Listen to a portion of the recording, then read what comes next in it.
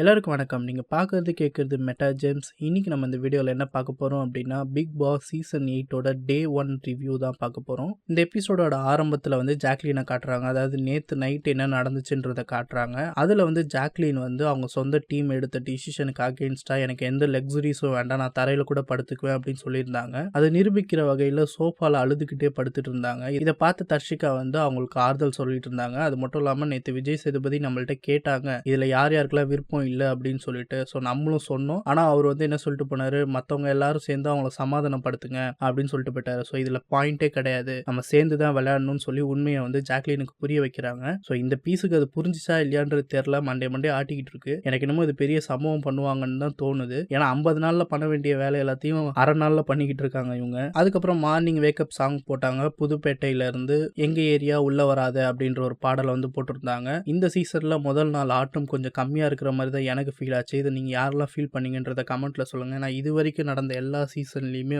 First day இன்னைக்கு ரொம்ப வைபா dance ஆடிட்டு இருப்பாங்க. இது கொஞ்சம் கம்மியா இருக்கிற மாதிரி எனக்கு ஃபீல் ஆச்சு. என்ன இன்னைக்கு ரொம்ப அமைதியா போற மாதிரி தெரியுது, ஏதாவது ஒரு பிட்ட போடுவோம் அப்படின்னு யோசிச்சுட்டு இருந்த ரவீந்திரன் எல்லாரையும் கூப்பிட்டு, இங்க இருக்கிற நிறைய பேரோட எஸ்டிடி நிறைய பேருக்கு தெரிய மாட்டேங்குது, ஸோ எல்லாரும் அவங்கள இன்ட்ரோ பண்ற விதமா ஒரு மீட்டிங் போடுவோம் அப்படின்னு சொல்றாரு. அது மட்டும் இல்லாம இது சாதா எஸ்டிடி தெரிஞ்சுக்கிற மீட்டிங்கா இல்லாம ஒரே நாள்ல எவிக்ஷன் சொல்லியிருந்தார் இல்லையா விஜய் சேதுபதி, அதுக்கு டிஃபெண்ட் பண்ற விதமா நான் இங்க இருக்கணும் அப்படின்றதுக்கு எனக்கு என்ன தகுதி இருக்கு அப்படின்றத சொல்லுங்கன்னு சொல்றாரு. ஸோ இதெல்லாம் காலங்காலமா பிக் பாஸ் சீசன்ல பிக் பாஸ் பாதி எபிசோட்ஸ் முடிஞ்சதுக்கு அப்புறம் கொடுக்கக்கூடிய டாஸ்க், அதை முதல் நாள்லயே இவர் சொல்லிக்கிட்டு இருக்காரு. அதை ஃபாலோ பண்ணி நிறைய பேர் சொல்லிட்டு இருந்தாங்க, இந்த மாதிரி நான் இங்க இருக்கிறதுக்கு என்னென்ன வேணும் அப்படின்னு சொல்லிட்டு. இதுல தர்ஷா குப்தா என்ன சொல்றாங்கன்னா, நான் எடுத்துட்டு வந்த துணியெல்லாம் பேலன்ஸ் நிறைய இருக்கு, அதெல்லாம் நான் போட்டு பார்த்துட்டு தான் இங்கேருந்து போவேன் அப்படின்னு சொல்றாங்க. ஆக மொத்தத்தில் இங்க யாரும் கேம் விளையாட வரல, எல்லாரும் ஃபேஷன் ஷோ நடத்துறதுக்கு தான் வந்திருக்காங்க. அப்படி எல்லாரும் போயிட்டு இருக்கும்போது நான் தலைகீழாக தான் குதிப்பேன் அப்படின்னு சொல்லிட்டு சஜ்ஜனா வந்தாங்க. அவங்க என்ன சொன்னாங்கன்னா, என்ன நீங்க இந்த 24 மணி நேரம் எவிக்ஷனுக்குள்ள நீங்க என்ன அனுப்புனா எனக்கு பரவாயில்ல,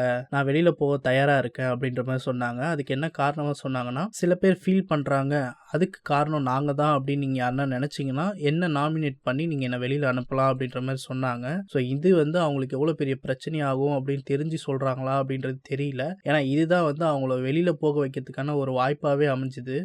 அமைதி அமைதி அமைதி, சொன்ன சொல் தவற மாட்டான் இந்த கோட்டை சாமி, தலைகீழாத்தான் குதிக்க போகிறேன்.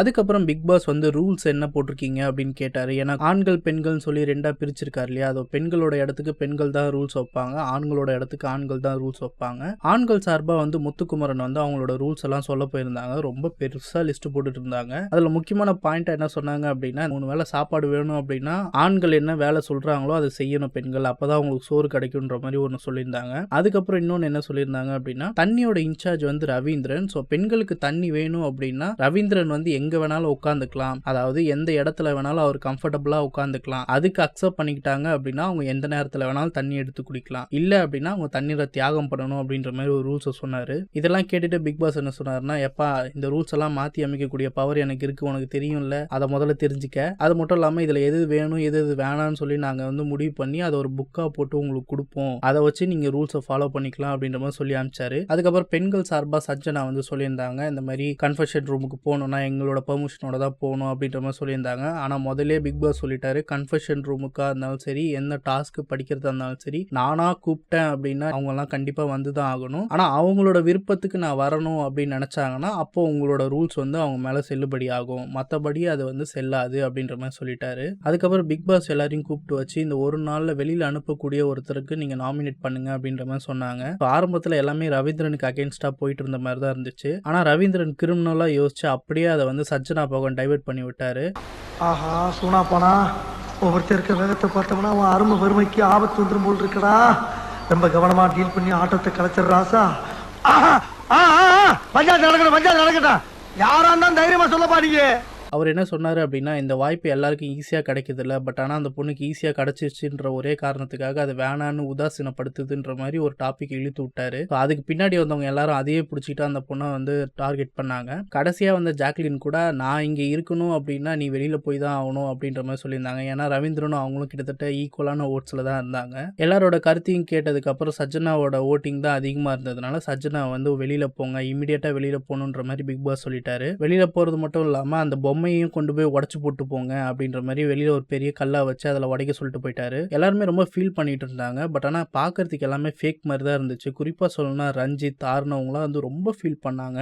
எல்லாரும் என்ன நினச்சிருப்பாங்க அப்படின்னா இது ஒரு ஃபன்னுக்காக சொல்லியிருப்பாங்க. ஸோ சீக்கிரமாக வந்து வெளியில் அனுப்புகிற மாதிரி அனுப்பி உள்ளே கூட்டு வந்துருவாங்க அப்படின்னு நினச்சிட்டு இருந்தாங்க. பட் ஆனால் இது வந்து உண்மையான எவிக்ஷன் மாதிரி தான் வந்து வெளியில் கூட்டிகிட்டு போயிட்டாங்க. ஸோ இதுக்கப்புறம் என்ன நடக்கும், யாரையாவது வைல்ட் கார்டாக உள்ளே அனுப்புவாங்களா, என்ன ஏதுன்றது ஒன்றுமே தெரியல. ஸோ நம்ம பொறுத்து இருந்து தான் பார்க்கணும். அதுக்கப்புறம் இந்த வாரத்துக்கான தலைவருக்கான டாஸ்க்கை வந்து கொடுத்துருந்தார் பிக் பாஸ். இது தலைவனா தலைவியா அப்படின்ற ஒரு நேமில் வந்திருந்தது. இது என்னன்னா நம்ம சின்ன வயசில் விளையாடுவோம் இல்லையா, இந்த சாங் பாடி அந்த இடத்துல சேரில் உட்கார்றதுக்கு, அந்த கேம் தான் இது. ஸோ யார் வந்து கடைசி வரைக்கும் சேரில் உட்காடுறாங்களோ அவங்க தான் வின்னர். தோத்தவங்க அந்த இடத்த வழி மறைச்சிக்கிட்டு நிற்கலாம் அப்படின்ற மாதிரி ஒரு ரூல்ஸை வச்சிருந்தாரு. இந்த கேமில் ஜெயிச்சது தர்ஷிதா தான். பட் ஆனால் அந்த கேம் வந்து ஃபேராக நடந்துச்சா அப்படின்னு பார்த்தா இல்லைன்னு தான் எனக்கு தோணுது. ஏன்னா வந்து அர்ணவ் வந்து பக்கத்தில் தான் இருந்தாரு, தர்ஷிதாவை வந்து தடுக்கல. அதுவும் இல்லாமல் அவங்க கோட்டை தாண்டி தான் போய் சேர்ல உட்காந்தாங்க. தீபக் வந்து வேகமாக போகிறதுக்கு முயற்சி பண்ணிட்டு இருந்தாங்க. ஆனால் அது எதிர்க்க நின்று இருந்த அர்ஷிதாவும் ஆனந்தியும் வந்து அவங்கள தடுக்க முயற்சி பண்ணாங்க. ஆனால் நகர்ந்து போகக்கூடாதுன்றது தான் ரூல்ஸ். பட் ஆனந்தி வந்து நகர்ந்து போய் தீபக்கை தள்ளி விட்டாங்க. தீபக்கும் ஸ்லோ டவுன் பண்ண மாதிரி தான் தெரிஞ்சுது.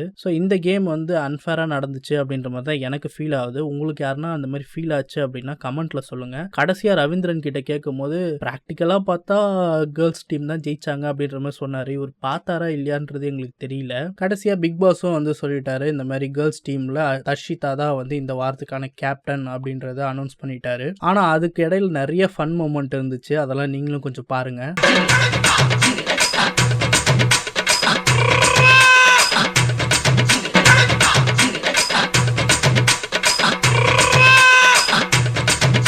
கடைசியாக பிக் பாஸ் எல்லாரையும் கூப்பிட்டு இந்த வார எவிக்ஷனுக்கு உங்களுக்கு பிடிக்காத 2 பேரை நாமினேட் பண்ண சொல்லியிருந்தாரு. அந்த வகையில் ஒரு 6 பேரை வந்து எல்லாரும் நாமினேட் பண்ணியிருந்தாங்க. அது யாருன்னு பார்த்தாக்கா ஜாக்லின், ரவீந்தர், அருண், முத்துக்குமார், சௌந்தர்யா, ரஞ்சித், இவங்க எல்லாரும் இந்த வாரத்துக்கான நாமினேஷன் லிஸ்ட்ல இருக்காங்க. இதுல யாரு வெளியில போவா, யார் உள்ள இருப்பான்றது கொஞ்சம் கஷ்டம் தான் தெரிஞ்சுக்கிறதுக்கு. இந்த அருண் பயபுலையை பத்தி தெரியல. ஸோ அவர் வெளியில போறதுக்கு நிறைய சான்சஸ் இருக்கு. என்ன ஆகுதுன்றத பார்க்கலாம். ஸோ இந்த வீடியோ முடிஞ்சு போச்சு. நாளைக்கு என்ன நடக்குதுன்றத புது வீடியோட வந்து சந்திக்கிறேன். அது வரைக்கும் எங்க வீடியோ பிடிச்சிருந்துச்சு அப்படின்னா லைக் பண்ணுங்க, ஷேர் பண்ணுங்க, மறக்காம மெட்டா ஜெம்ஸ் சேனலுக்கு சப்ஸ்கிரைப் பண்ணுங்க.